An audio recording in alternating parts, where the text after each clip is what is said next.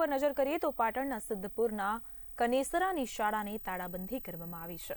રામનગર પ્રાથમિક શાળાને કરાઈ તાળાબંધી।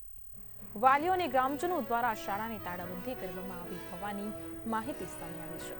આચાર્યની તાનાશાહી સામે ગ્રામજનોમાં આક્રોશ ફાટી નીકળ્યો છે, તો આચાર્ય દ્વારા ગેરવર્તણૂક કરાતા હોવાના પણ આક્ષેપ લાગ્યા છે। વિદ્યાર્થીઓ, શિક્ષકો અને વાલી સાથે ગેરવર્તણૂક કરવામાં આવી રહ્યું હોવાનું સામે આવ્યું છે। એસએમસી સભ્યોના રજિસ્ટરમાં પણ ચેડા કરાયા હોવાના ત્યારે આક્ષેપ લાગ્યા છે। તો નાના બાળકો પાસે ટાપાટૈયા કરાવતો વિડીયો સામે આવ્યો છે તેવો આક્ષેપ પણ લાગ્યો છે। આ સાથે જ શાળાને તાળાબંધી કરી આચાર્યની બદલી કરવાની માંગણી ઉઠી છે। તો શાળા બહાર ગ્રામજનો મોટી સંખ્યામાં એકત્રિત થયા હતા।